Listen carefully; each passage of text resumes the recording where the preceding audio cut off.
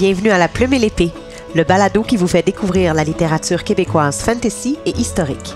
Je suis Prunelle Thibault-Bédard, directrice artistique des Médiévales de Lanaudière, un festival qui célèbre l'histoire et l'imaginaire. Dans cet épisode, on rencontre la conteuse Isabelle Crépeau, qui nous fait cadeau d'un conte sur une beauté jalouse. Alors bonjour Isabelle. Bonjour. Alors Isabelle, tu es née en 1963 d'une mère enseignante et d'un père technicien en électronique pour des instruments de contrôle aérien. Avec ces deux métiers qui sont quand même essentiels à la vie des gens, mais de deux façons très différentes. Hein? Oui, c'est ça. L'éducation et s'assurer que les avions restent dans le ciel. T'es née à Montréal, mais t'es pas restée là très très longtemps. Tu m'as dit que tu t'es promenée beaucoup dans la vie. Châteauguay, Sept-Îles, Saint-Eustache, Saint-Ignace-de-Loyola, Saint-Didas. En fait, t'es jamais restée plus longtemps que 7 ans au même endroit dans ta vie. Yes. Qu'est-ce qui fait que tu as eu la bougeotte comme ça? Je pense que c'est déjà le fait que ça s'est passé comme ça dans l'enfance. Alors, comme je suis passée de Montréal à la banlieue pour m'en aller tout près de la ville de Sept-Îles, mais près de la forêt, on est revenu en repassant par Châteauguay. Puis, alors, j'ai gardé ce goût-là. Là. Tu sais, dans le fond, peu importe où j'allais, je venais toujours d'ailleurs. Puis, je pense que j'aimais cette posture-là aussi. Puis, ça a continué qu'au bout de 3-4 ans, là, je commence à avoir la bougeotte puis à avoir envie de changer de place. Tu as des cycles. Oui, c'est ça. Fait que là, tu dois avoir envie de changer bientôt, là, parce que tu me disais que ça faisait 7 ans que tu étais au même endroit. Oui, mais ce qui a changé, c'est que dans le fond, quand je suis arrivée dans la Naudière, c'est parce que je me suis procuré un petit voilier. Oh. Et ce qui fait que l'été, sur le voilier, ben, ce goût-là de m'installer où je veux, ben, je pense que ça répond à mon besoin. Et puis, c'est bien. avoir ma petite place ici dans la Naudière, ça me plaît bien aussi. Fait que tu as fait pousser des racines un peu plus profondes, mais tu as quand même l'évasion quand tu en as besoin. Oui, c'est ça. C'est chouette, c'est chouette. Tu as étudié en théâtre et en littérature, donc Oui. on pourrait dire que tu étais un peu prédestinée à faire une carrière avec le conte, mais bon, la littérature, c'est beaucoup plus large que le conte, bien sûr. Est-ce que au moment où tu faisais tes études, ton intérêt pour le conte était déjà vraiment présent? Est-ce que c'est vers ça que tu voulais te diriger ou c'est quelque chose qui est apparu un peu plus tard? En fait, je m'en suis aperçue plus tard, mais le conte a toujours été au centre de mes intérêts, là, vraiment depuis petite fille, là, avant même de savoir lire et écrire, là, les contes, ça faisait partie de ma vie. Puis, j'avais commencé par me diriger pour étudier en technique de garde pour enfants. Et déjà, avec les tout petits, ce qui m'attirait, c'était le coin lecture, c'était raconter des histoires.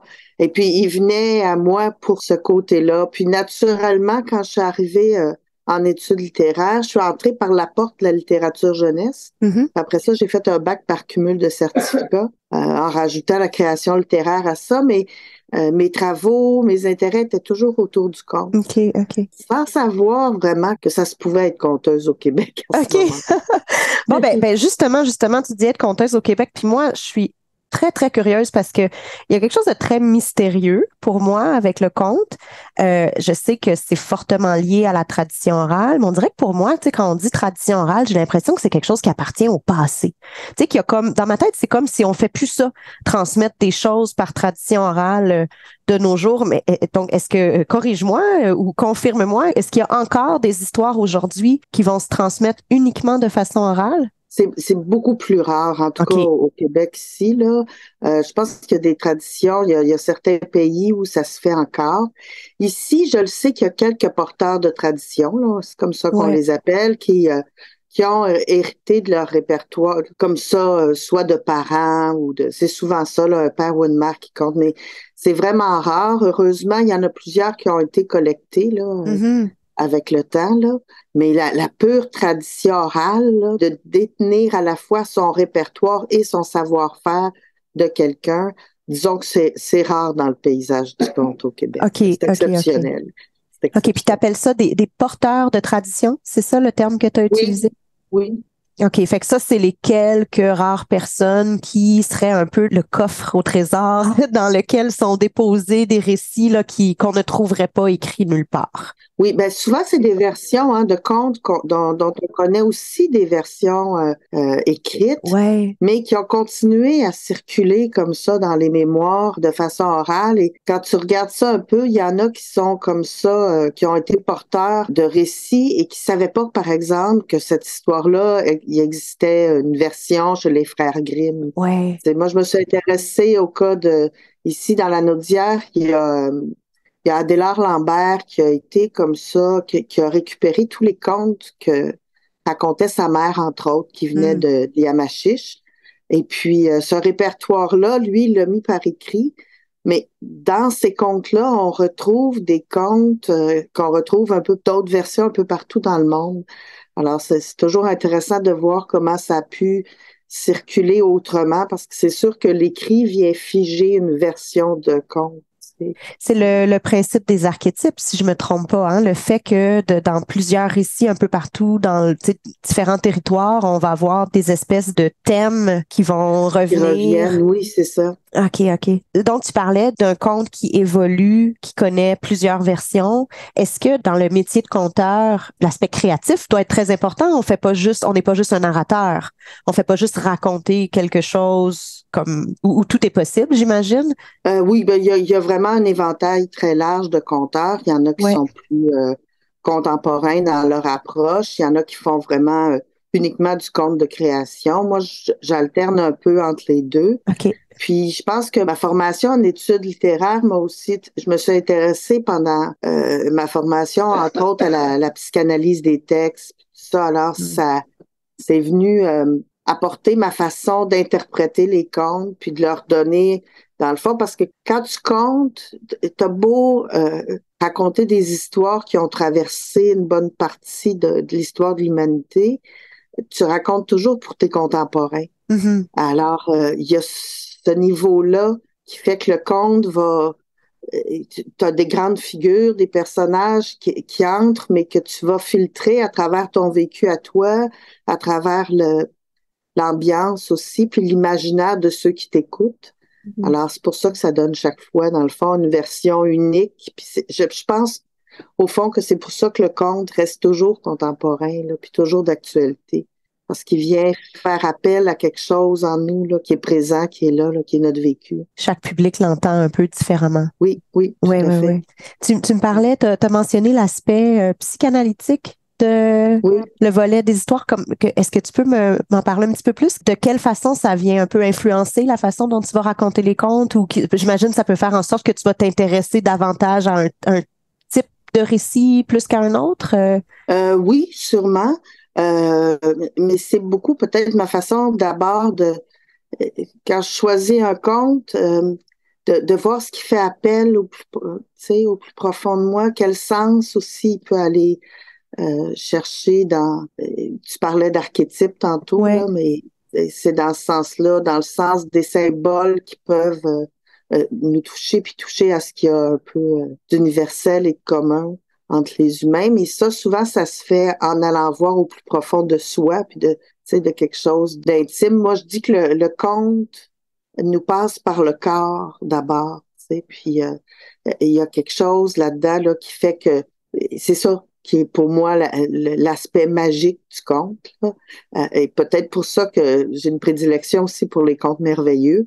Et c'est que cette magie-là, c'est ce qui fait que le conte vient un peu nous transformer notre façon de penser, mais que nous aussi, on vient transformer le conte. Alors, c'est comme, ça se fait des deux sens. Puis, à travers le temps, c'est comme ça que le conte évolue. C'est vraiment en passant d'un être humain à un autre. Et puis, à travers la connaissance qu'il a, mais aussi son intuition, puis le côté inconscient qui est très fort. Ça fait appel à des symboles qui sont profondément ancrés là, dans notre nature même, je pense. J'ai envie de te demander, avec ce que tu viens de dire, le côté très merveilleux, symbolique et tout, est-ce que dans ta mémoire des différentes fois où tu as compté dans ta vie, peux-tu nous parler d'un moment qui a été comme un super beau moment? Tu sais, que tu as vraiment senti comme communion avec le public? Qu'est-ce qui fait que toi, en tant que conteuse, là, pendant que tu comptes, t'es comme, oh wow, là, ça se passe, là, tu sais? Il y a une expérience qui a été très spéciale pour moi, puis c'est paradoxal parce que c'est peut-être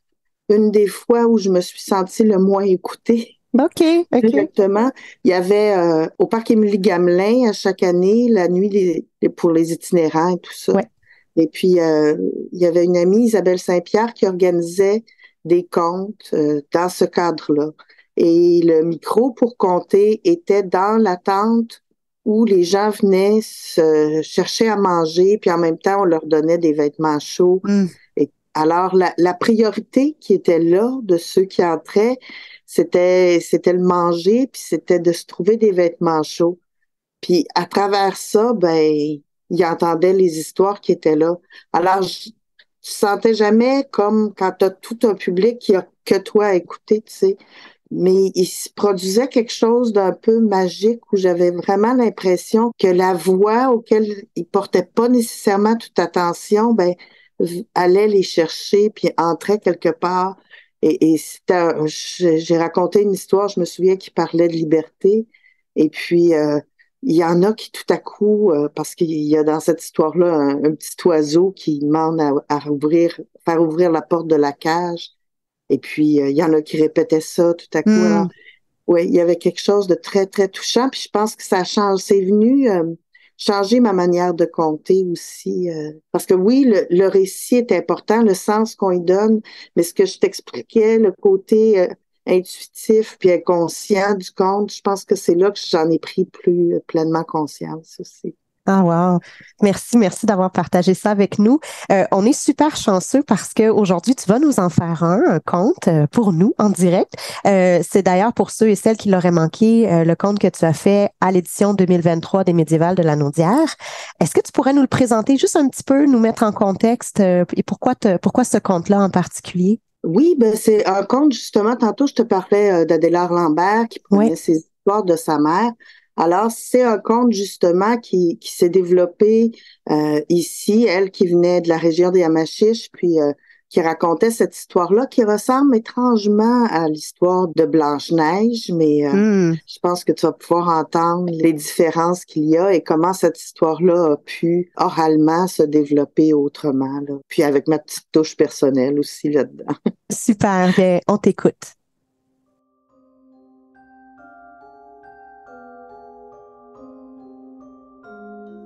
Il était une fois une femme d'une beauté terrible. Tellement belle, on l'appelait beauté jalouse. Faut que je t'explique que quand elle était jeune, cette femme-là était tombée amoureuse. Et puis celui qu'elle aimait en avait choisi une autre.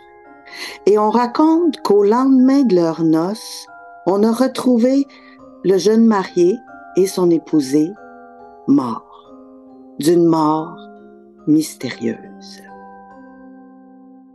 Le temps a passé, cette femme-là s'est retirée loin du village. On racontait qu'elle était un peu sorcière. Et mystérieusement, chaque fois qu'une fille plus belle apparaissait au village, elle finissait toujours par mourir d'une mort mystérieuse.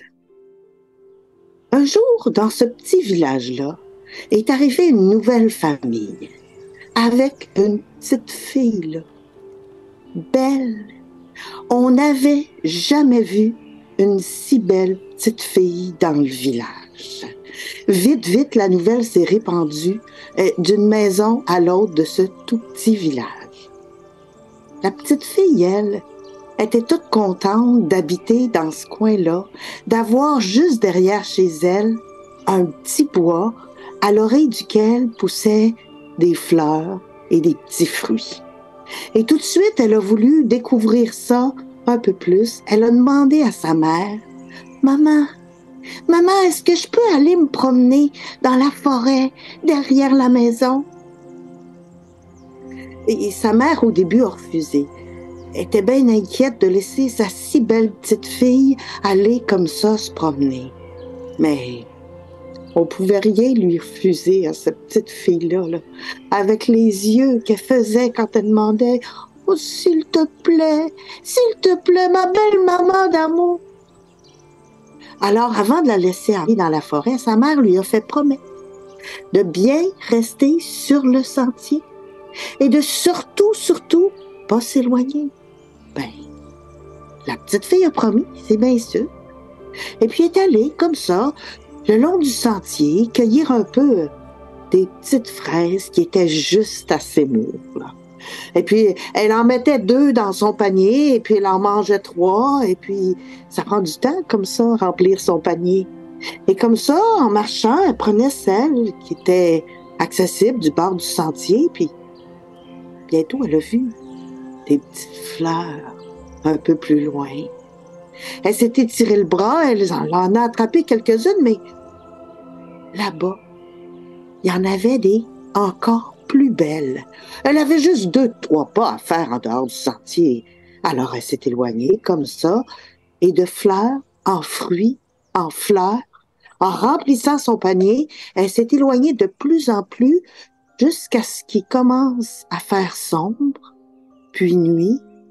Et là, elle a eu beau se retourner, regarder, elle n'a pas retrouvé le sentier. Elle était perdue dans la petite forêt derrière sa maison. Là, elle s'est appuyée le dos contre un arbre, et puis elle entendait des bruits partout. Elle regardait tout autour d'elle. Elle a marché comme ça autour de l'arbre, le dos appuyé dessus, en regardant partout sauf là où elle mettait les pieds. Et elle est tombée dans un grand trou sombre. Quand elle est arrivée au fond, ça a pris un peu de temps pour que ses yeux s'habituent à la lumière sombre qu'il y avait là. Elle a touché autour d'elle, puis elle a trouvé une poignée, une petite porte. Elle a ouvert, elle est entrée. Elle se retrouvait là dans une petite maison, là, où il y avait une petite table et puis 3 petites chaises. Et sur la table, 3 petits bols. Et un peu plus loin, 3 petits lits. Et juste au moment où elle allait goûter, parce qu'elle avait très faim, à ce qu'il y avait dans les bols, elle a entendu du bruit, des gros bruits dans un escalier et qui entrait par une autre porte. Là. Boum, boum, boum. Elle s'est vite cachée sous la table. Et là, devant elle, elle a vu 6 grosses bottes. Elle s'est penchée un peu et dessous la nappe, elle a réussi à voir là, 3 grosses têtes, là, avec des grosses barbes, des gros bourrins poilus, là. 3 hommes, là, forts, mais petits. C'était 3 nains qui revenaient de travailler. Il y en avait une qui avait dans les mains une perdrix à plumer et à faire cuire pour le souper. L'autre avait un gros paquet de bûches pour faire le feu et le 3e avait rien du tout. Mais c'est lui qui s'est penché et qui a vu la petite fille cachée sous la table. Mais qu'est-ce que tu fais là, toi? Oh, allez, mes frères, regardez, c'est la petite fille dont tout le monde parle, qui est si belle, dont on parle dans le village. Oh, toi, tu dois pas sortir d'ici. Imagine-toi que la terrible beauté jalouse te cherche partout dans le village. Et c'est comme ça que les nains ont expliqué à la petite fille à quel point Beauté Jalouse était une terrible sorcière qui s'en prenait à toutes celles qui pouvaient être plus belles qu'elle. Et ils ont bien recommandé à la petite fille de rester cachée là. Alors, la petite fille, qui avait bien peur de toute cette histoire-là qu'elle venait de se faire raconter, a décidé de rester cachée quelque temps chez les nains. Le lendemain matin, les nains se sont habillés pour aller travailler, mais avant de partir, ils ont bien recommandé à la petite fille de ne laisser rentrer personne à la maison. Ils connaissaient bien Beauté Jalouse et ils savaient bien comment elle pouvait être ratoureuse. La petite fille, comme elle avait promis à sa mère de pas quitter le sentier, elle a promis au nain de pas ouvrir la porte à personne, personne, personne.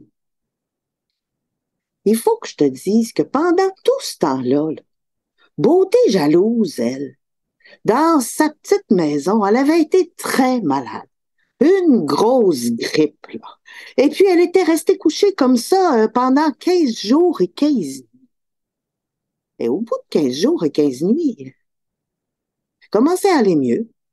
Elle s'est levée, elle s'est coiffée un peu, et puis elle a mis la main dans son coffre à bijoux magiques, et puis elle a sorti de là un petit miroir.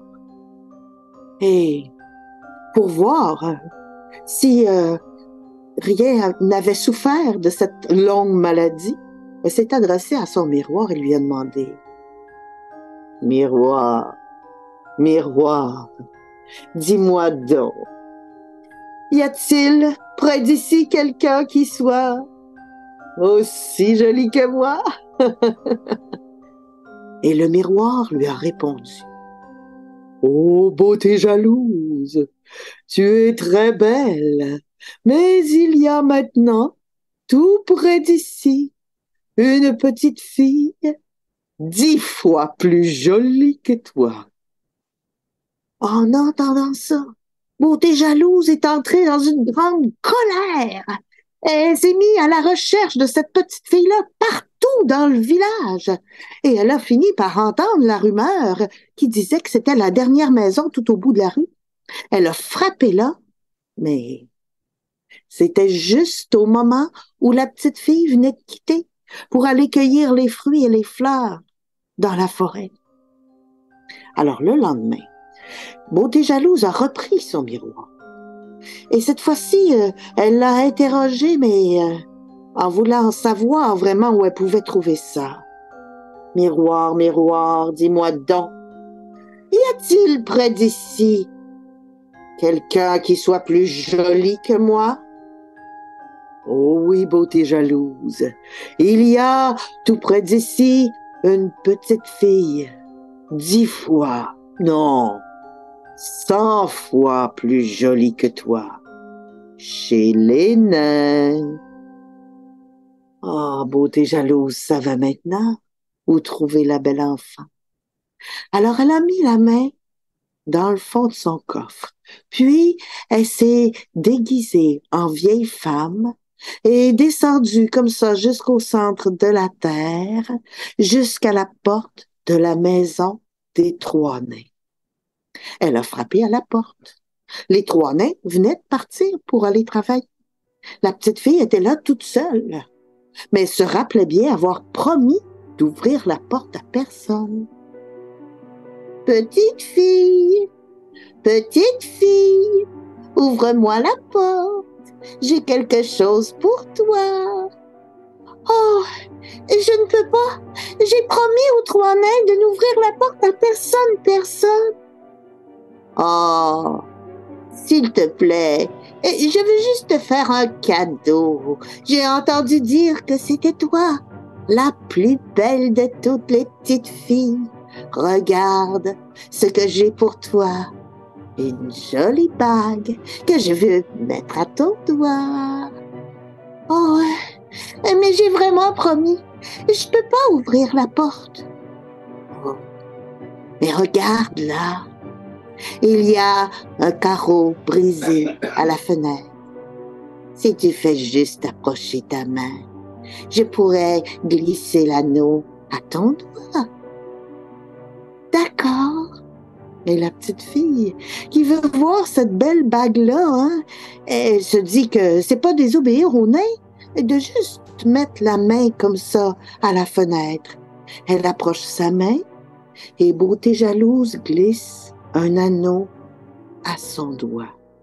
Et juste comme l'anneau arrive au fond, au doigt de la petite fille, boum! La petite fille tombe par terre, morte, d'une mort mystérieuse. À la fin de la journée, les 3 nains reviennent à la maison.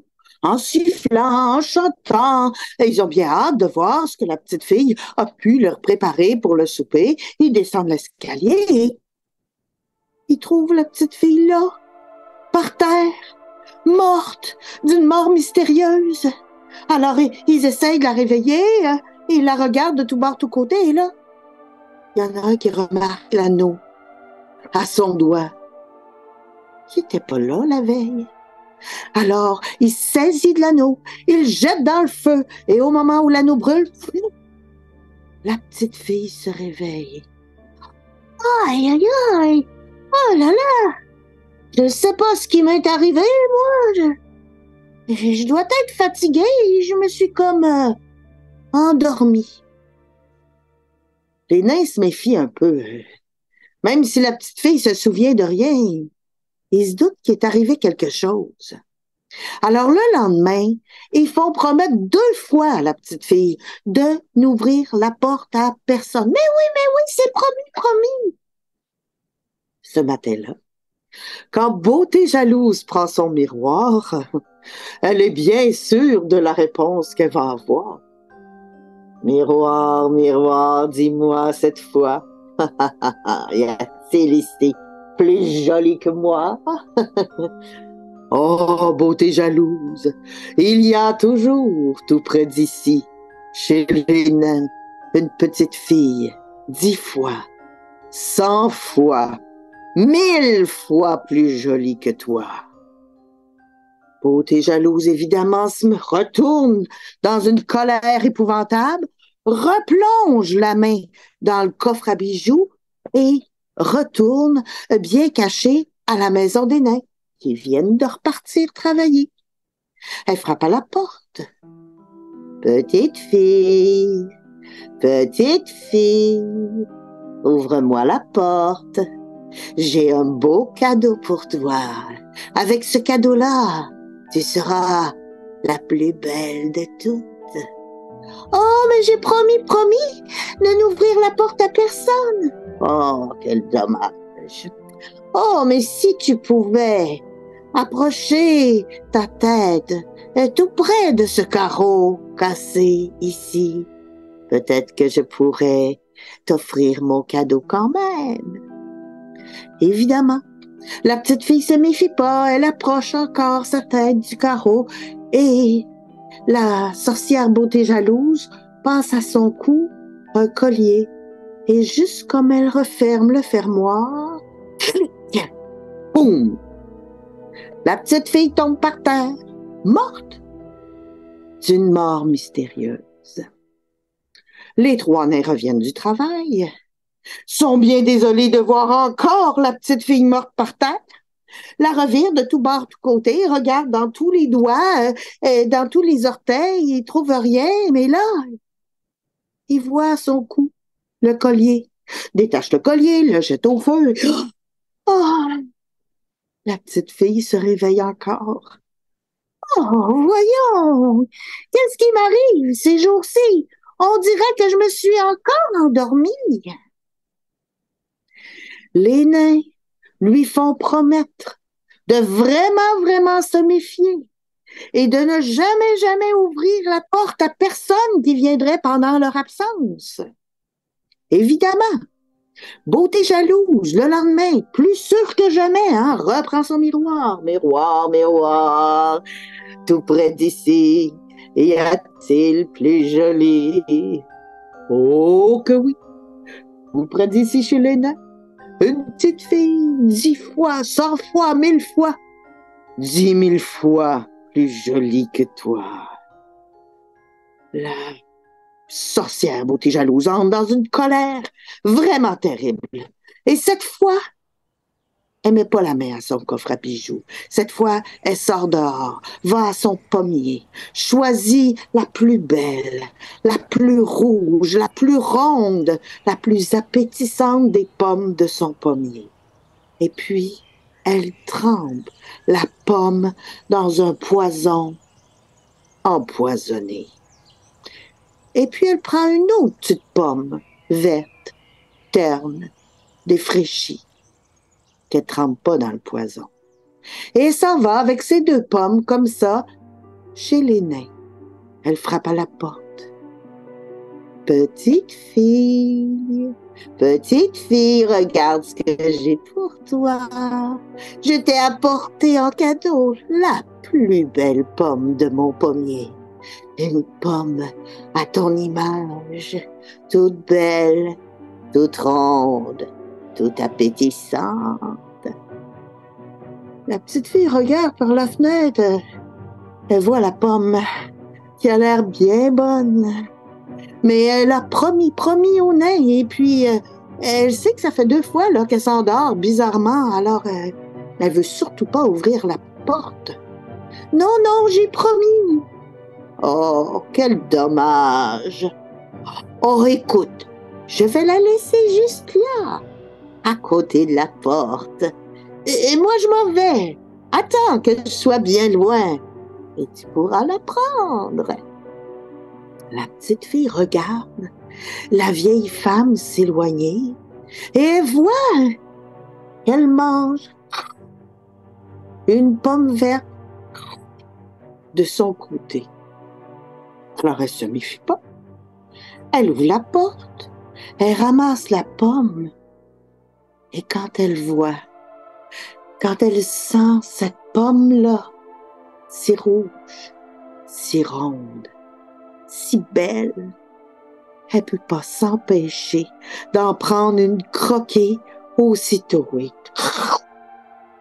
Et aussitôt, boum, la petite fille tombe par terre morte d'une mort mystérieuse. Et ce soir-là, quand les 3 nains reviennent, ils ont beau regarder partout sur la petite fille, tous ses doigts, tous ses orteils, son cou, ses bras, ses cheveux.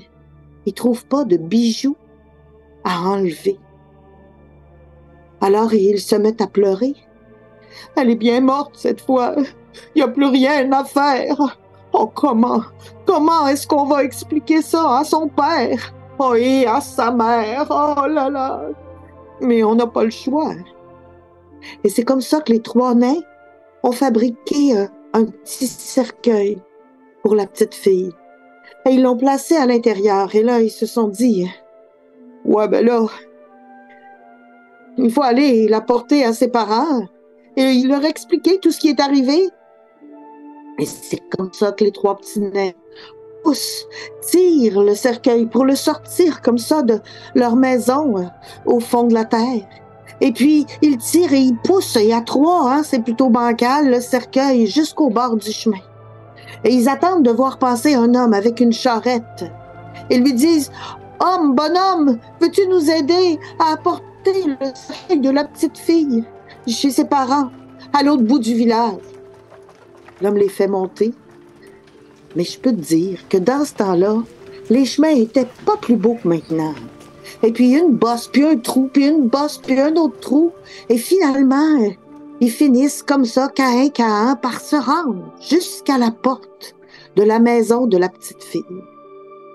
Et là, ils frappent à la porte et la mère, quand elle ouvre, et qu'elle voit les 3 petits nains qui pleurent.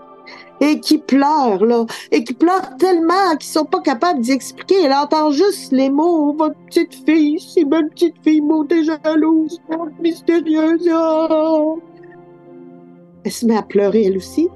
Et le père aussi. Et tout à coup, à travers leurs larmes, ils entendent comme une voix qui vient du cercueil. Ils ouvrent le cercueil. Et il faisait noir ici. Je ne sais pas ce qui m'est arrivé. On dirait que je m'étais encore endormie. C'est la petite fille. Le cercueil avait tellement brassé que le morceau de pomme qui lui était resté dans la gorge est ressorti. On l'a trouvé au fond du cercueil. Mais là, les parents de la petite fille ont dit que ça pouvait pas se passer comme ça. Alors, la mère a été voir le maire du village pour lui expliquer tout ce qui s'était passé et lui dire que ça pouvait pas continuer. C'est comme ça que le lendemain, quand Beauté jalouse a demandé à son miroir, « Miroir, miroir, dis-moi, maintenant, Y a-t-il près d'ici quelqu'un de plus joli que moi? Et que le miroir lui a répondu, beauté jalouse, il y a une petite fille, 10 fois, 100 fois, 1000 fois, 10 000 fois, 100 000 fois plus jolie que toi, juste là, devant ta maison. Beauté jalouse est entrée dans une grande colère. Elle a replongé la main dans son coffre à bijoux. Elle est sortie juste là, devant sa maison, sur le trottoir. Il y avait la belle petite fille qui passait. Oh, cette fois-là, il n'y avait pas de porte ni rien. Elle a pris le bras de la petite fille et a dit, cette fois, je te tiens, ma petite. Et elle lui a passé un bracelet au bras. Et d'un seul coup, paf! La petite fille est tombée sur le trottoir, morte d'une mort mystérieuse. Mais à ce moment-là, 2 gardes sont sortis de derrière la haie, se sont emparés de beauté jalouse, chacun par un bras, pendant que les 3 nains portaient la petite fille jusque dans sa maison pour lui enlever le bracelet et le jeter dans le feu. Ah! Pour que la petite fille se réveille encore.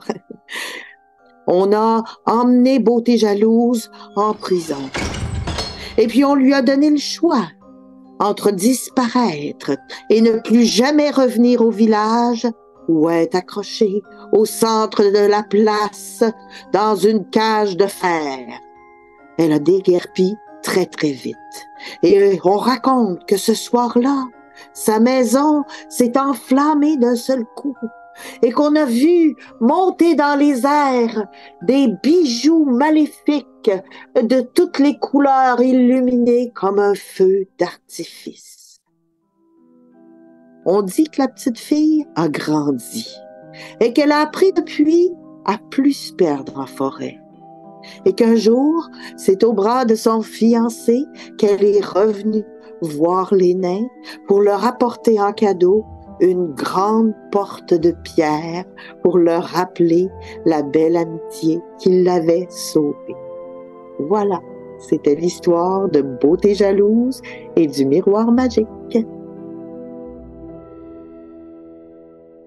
Ah, merci Isabelle, quel beau cadeau tu nous as fait. C'était vraiment un plaisir de te rencontrer, puis de te recevoir à la Plume et l'Épée et au Médiéval de la Naudière. J'espère beaucoup que nos routes vont se recroiser bientôt. Moi aussi, je te remercie. L'univers de nos auteurs et autrices vous fascine? Venez vous y plonger lors des Médiévals de la Naudière, un festival pour toute la famille sur le thème de l'histoire, du terroir et de l'imaginaire, chaque année en juillet. Pour plus de détails, visitez le www.médiévallanaudière.com.